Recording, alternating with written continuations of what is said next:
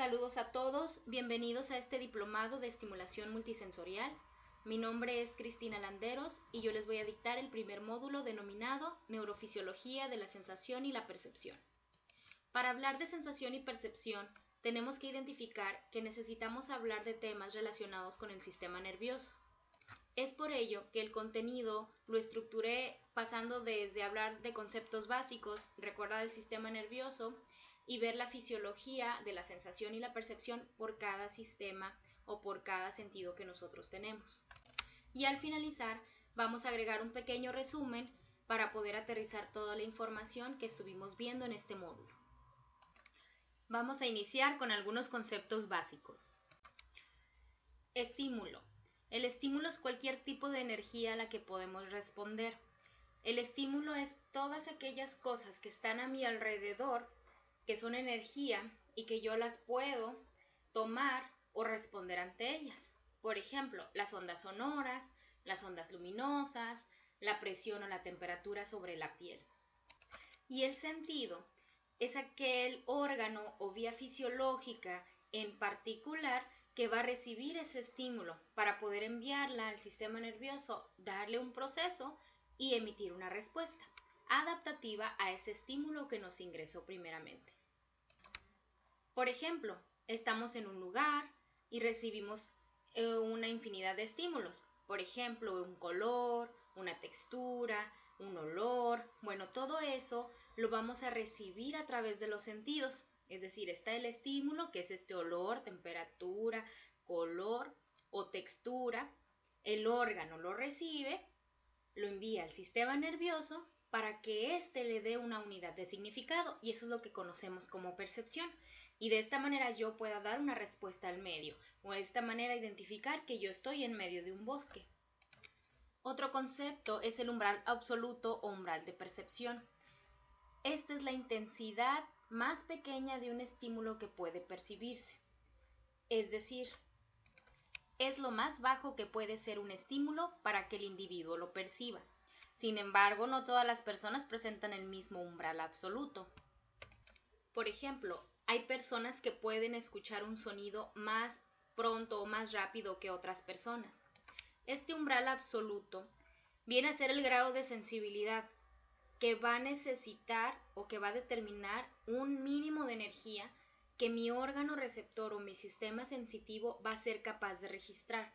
Por eso no todos tenemos siempre el mismo umbral absoluto. El umbral diferencial, por otra parte, se refiere a la capacidad discriminativa de nuestros sentidos. Es decir, esa es aquella diferencia que por más pequeña que sea en intensidad o incluso mayor en intensidad, se requiere para que yo pueda percibir una diferencia entre dos estímulos. Por ejemplo, en una mano puedo tener 100 gramitos de arroz y en la otra puedo tener 110 gramos de arroz. Se supone que esos 10 gramos de diferencia yo puedo ser capaz de percibir que existe una diferencia entre esos dos estímulos. Sin embargo, como hablábamos hace rato, los umbrales son diferentes en cada persona. Entonces el umbral diferencial es qué tanto yo necesito de aumentar o disminuir para darme cuenta que tengo dos cosas diferentes en la mano, en este caso dos pesos diferentes. Habrá quien con 100 gramitos en una mano y 110 en otra identifique que hay un peso más en una mano que en la otra, pero habrá quienes tengamos que subirlo a 200 gramitos para poder diferenciar o para poder ver que existe ese umbral diferencial. ¿Les ha pasado que a veces llegan a un lugar y huelen un ambiente a lo mejor un poquito desagradable? Es decir, llegamos a este lugar, percibimos un olor desagradable, sabemos que está el olor desagradable, pero después de un ratito ya nos acostumbramos a ese olor, es decir, ya no lo percibimos y nos damos cuenta porque otra persona viene y nos dice, ay, hay un olor desagradable. ¿Qué significa esto? Bueno, este es otro de los conceptos que vamos a revisar, que es la adaptación. A veces ya no nos hacemos conscientes de que ya han variado los estímulos o que el estímulo sigue estando ahí presente, porque yo ya me he adaptado a él. Me he habituado a un nivel determinado de esa estimulación y por eso yo ya no respondo de manera consciente, ya estoy adaptado. En ocasiones hay personas que mencionan que esa adaptación no es buena para el organismo, pero imaginémonos en un lugar que nosotros hemos vivido todo el tiempo en el calor y ahora tenemos que mudarnos al frío. Obviamente mi piel no está acostumbrada a ese nivel de temperatura, por eso es importante la adaptación para el aprendizaje y la supervivencia. Me acabo de cambiar a un lugar que hace más frío, necesito adaptarme, necesito que mi organismo, mi cerebro, identifique que hay un nuevo aprendizaje, porque ahora voy a estar viviendo en ese lugar. Adaptarse, por lo tanto, es disminuir los niveles de respuesta de esos receptores sensoriales sometidos a una continua estimulación. Sin embargo, como les decía hace ratito, hay gente que dice que esto no es bueno. Bueno, aquí ya hablamos más cuando son alteraciones sensoriales. Cuando a lo mejor el niño se está quemando la manita y no identifica ese calor y no quita la mano y se sigue quemando. Bueno, aquí es donde vamos viendo que hay una alteración. Aquí ahorita estos conceptos los estamos manejando como la parte positiva o adaptativa. No estamos hablando ahorita de alteraciones para no confundirnos con el concepto de adaptación. Otro concepto que debemos revisar es la atención. Nosotros somos organismos, ¿verdad? Somos personas que siempre vamos a estar rodeados de estímulos luminosos, sonoros, táctiles, gustativos, olfativos, incluso interoceptivos, como la propiocepción y lo vestibular, que lo vamos a revisar más adelante. Entonces, al vivir constantemente rodeado de estos estímulos, no podemos darnos cuenta de todos ellos a la vez. Necesitamos organizar, necesitamos acomodar y para ello nos ayuda la atención. Porque cuando yo fijo en algo concreto mi atención, podemos hacer más rápido al sistema nervioso y el crear un concepto. Sin embargo, hay veces que es difícil ignorar una serie de estímulos y aquí es donde vemos el efecto de Stroop. ¿Qué significa este efecto? Es la interferencia semántica que se produce al tratar de identificar algo. Por ejemplo, en este cuadrito que les puse, uno ve la palabra azul y ve el color azul, uno ve la palabra verde y ve el color verde. Uno ve la palabra amarillo y ve el color amarillo. Pero ¿qué pasaría si yo les pongo ahora esta imagen? Que la palabra azul está coloreada con rojo, que la palabra amarilla está coloreada con verde. Entonces son dos estímulos diferentes. Esto es lo que se conoce como el efecto de Stroop. Por eso es importante tener la atención. Y aún así podemos diferenciarlos. Yo puedo decir que dice azul o puedo decir en la primera palabra es un color rojo, porque estamos utilizando esta información o esta atención. Ahora vamos a revisar el proceso de sensación y percepción. Ya vimos algunos conceptos básicos, no quiero que se confundan, esos solamente son conceptos que a lo mejor más adelante nos van a servir en otras diapositivas, pero ahorita ya vamos a entrar de lleno a lo que es el proceso de sensación y percepción. Como ya habíamos definido sensación hace ratito, es el reflejo de una estimulación que proviene de una calidad de un objeto a través de excitar una célula nerviosa de nuestro cuerpo. La sensación es un proceso simple, es un proceso primario, todos lo tenemos cuando nacemos o desde incluso desde antes con el movimiento de nuestra madre o con escuchar el sonido cuando ella nos canta. Es una sensación, es un recibir, acuérdense, energía del medio, un estímulo. Dice ahí elementos irreductibles que conforman percepciones. ¿A qué se refiere esto? A que para yo tener una percepción necesito tener una sensación. Eso significa elementos irreductibles. Para tener una percepción necesito de una sensación. También nos habla aquí de que reflejan peculiaridad de la realidad, es decir, esos estímulos nos van a ir dando una imagen de lo que es el mundo de afuera, una imagen representativa en nuestra cabeza de lo que está sucediendo en mi medio. Aportan también información de mi propio cuerpo y del mundo exterior. Hay que identificar que tenemos sensaciones que son exteroceptivas y que son interoceptivas, porque en este caso hay órganos exteroceptivos y órganos interoceptivos. Ahorita los vamos a revisar más adelante. Y pues es el principal instrumento de aprendizaje. La sensación es la manera en que nosotros podemos tener contacto con el mundo y yo puedo elaborar un esquema mental de este mundo. Es importante desde que nace el bebé poder tener la oportunidad de darle muchos estímulos para que él pueda ir accediendo a un aprendizaje. Ahorita les hablaba que existían sensaciones o sentidos exteroceptivos e interoceptivos.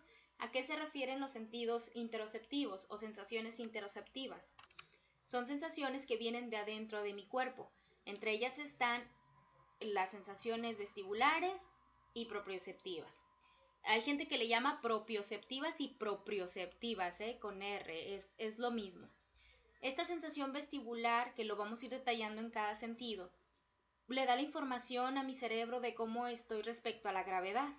Si estoy acostada, si estoy parada, si estoy flotando, si estoy hundida. Es mi posición del cuerpo respecto a la gravedad.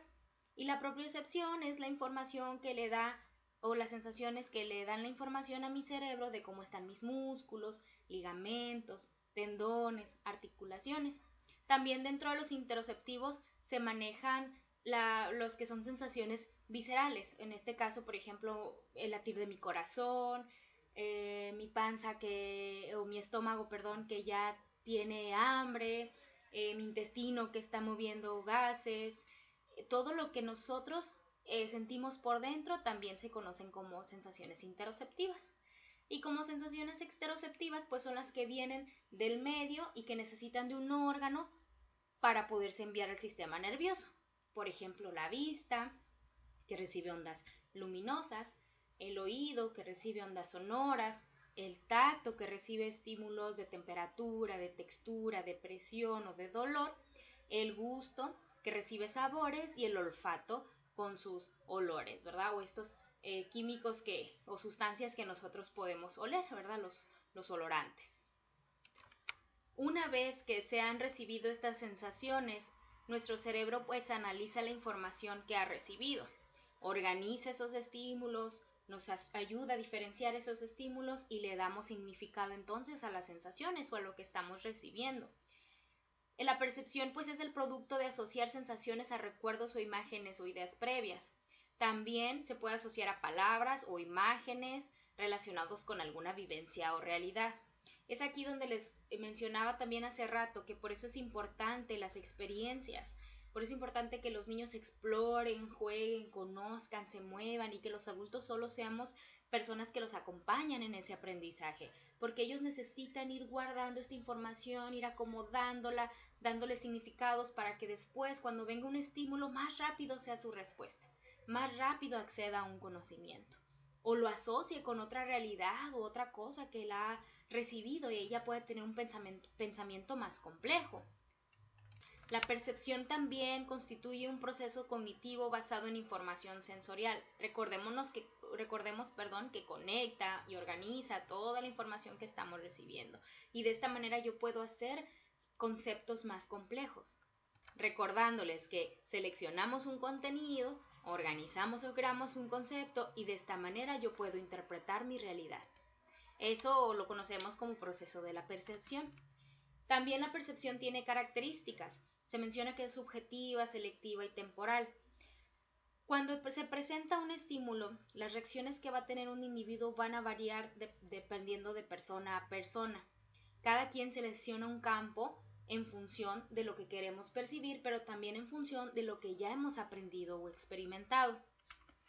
También hablamos de que está esta característica temporal, que esta pues evoluciona a medida que vamos enriqueciendo las experiencias, variando nuestras necesidades. Conforme vamos creciendo, obviamente vamos haciendo más complejo un conocimiento, porque yo ya tengo una nueva experiencia que se va a asociar a una experiencia previa. Además de características, también tenemos capacidades perceptivas. ¿Cuáles son mis capacidades perceptivas? Pues una de las primeras capacidades pues es la propiedad de objetos. ¿Qué significa esto? Que a mí me da la oportunidad de identificar cómo puedo manejar y explorar un objeto. En este caso, si yo agarré un lápiz y ya sentí toda la textura del lápiz y mi cerebro lo conectó con información de que sirve para hacer un trazo, entonces yo puedo manejar ese lápiz. Ya se le acabó la punta, le puedo sacar más punta, ya no pinta bien, puedo hacer un trazo, incluso hasta puedo oler el grafito al realizar el trazo. Y volvemos a repetir esta parte que es la siguiente capacidad de percepción combinada, que aprendemos de sensaciones nuevas gracias a percepciones anteriores. Y estas pueden ser buenas y malas. Y todo esto nos va a llevar a una capacidad más compleja, que es la de diferenciar, tener más conceptos complejos de objetos más complejos y donde yo voy a requerir de una acción o de un movimiento o de algo motriz o físico como respuesta más compleja. Y en esta diapositiva quise resumir, ¿verdad?, todo lo que estamos ahorita platicando, desde que viene el estímulo, lo recibe mi órgano, hace un traspaso de información nerviosa hacia el sistema nervioso central, estructura estas sensaciones, le da una percepción y de esta manera yo respondo al medio. La interacción entre individuo y medio se realiza desde los primeros meses de vida y dura toda la vida. Por eso es importante que estemos en constante movimiento, juego, experiencias, aprendizajes, todo lo que podamos hacer, que un bebé desde que nace pueda interactuar con el medio y todos nosotros también, que ya somos adultos.